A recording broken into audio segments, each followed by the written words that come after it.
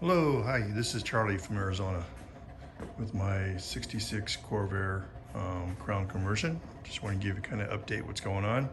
It's been a while since I posted, so someone asked I wanted to see some more videos, so just want to do real quick where I'm at right now. It's actually January right after Christmas here. Thought I'd wait till wintertime to work on my car because Arizona, it gets about 110, 115 degrees outside, and it's just too damn hot to work on the car. So I'm working on the car right now in January. It's about 70 degrees, just beautiful out right now. Perfect weather. So what I've been doing is, like I said, this car was built in the 70s. Previous owners did a great job upkeeping on it. Just not sure what or where or when things been changed out, updated. So I kind of wanted to go through and kind of update things myself, so I'm sure. Like last video, I talked about the front end, redid the whole suspension, new bushings, new ball joints, new front disc brakes set up. The only thing I need to do is probably change out my gearing box, my steering box, because it's leaking. But that the whole front end is redone. So I wanted to do the back end, the bearings in the back. Just wanted to do an update, change them out. So what I did is I ordered some replacement kits, the whole unit from CORVAIR. Everything's painted, new bearings, everything just professionally done, so I'm sure it's done correctly. So I've been changing those out, change out my brake cylinders, changing out the bolts. If I'm going to change them out, I might as well do it right. Universals, I changed the universals out. I bought some brackets too, new bolts to replace it. And then when I was taking the brake line off, one of them was pretty corroded, so I ordered one, the left side. I should have ordered both sides and just went ahead and replaced both sides. But this one here was pretty corroded, and I had to cut it off. So the right side is done already.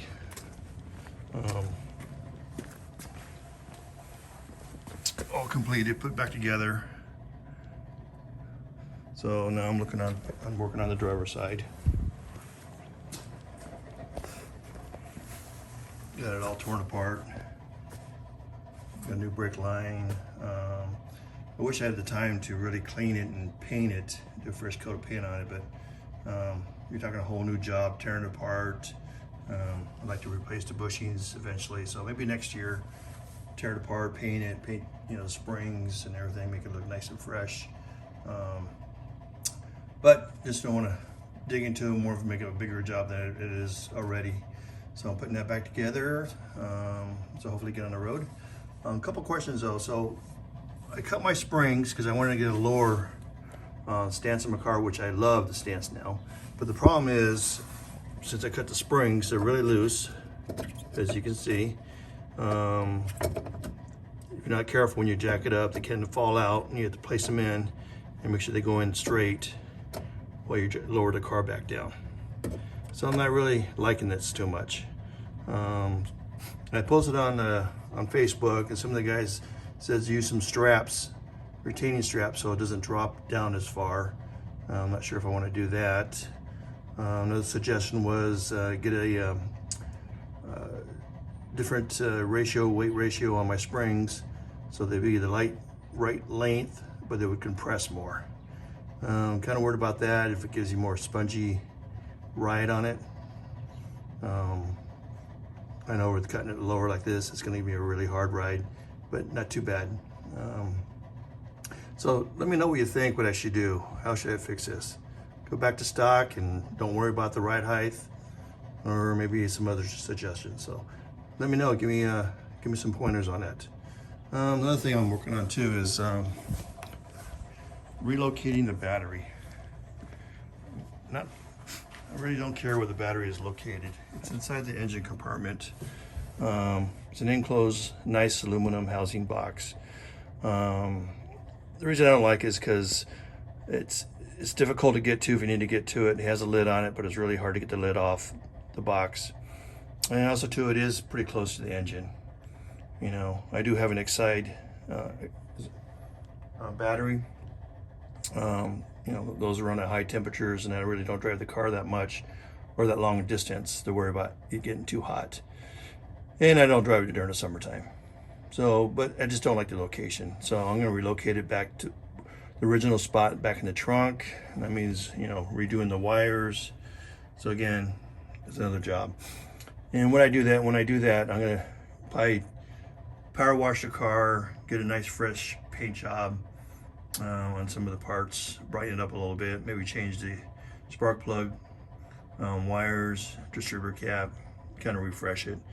And I do want it to go to electronic ignition or carburetor eventually down the road. This one runs well, but you know, the other one's more fuel efficient.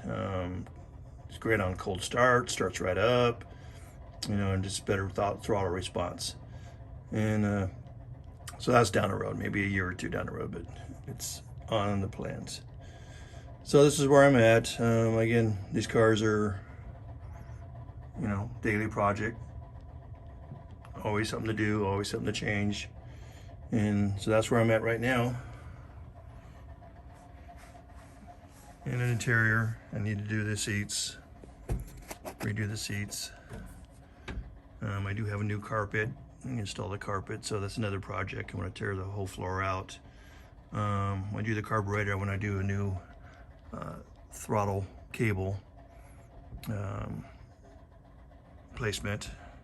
I do want to get a new top for my firewall. I want to get a snap-in. The firewall is a great firewall. It's a double wall, aluminum wall. I get no heat from the engine whatsoever. No heat. I mean, it's great. Don't drive during the summertime because it's just, you know, 110 to 115 degrees outside, and without AC, it's just hot no matter what you're driving. But other times, like in the winter time when I drive it long distance, no heat at all. I mean, they did a great job building this firewall. Very protective. Sound is not too bad, except for, of course, you know, I have the headers and, you know, the throws mufflers on there, so it makes it pretty loud, just throttle wise. But engine wise, it's very, very quiet.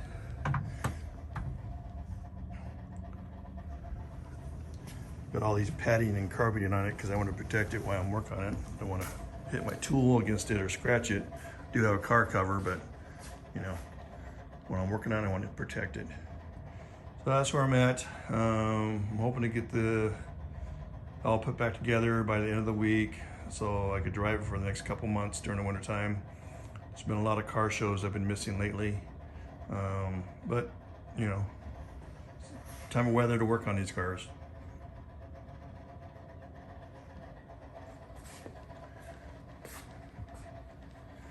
So once I get it going, get it on the road, I'll give you some updates, take you to some car shows, and have some fun. So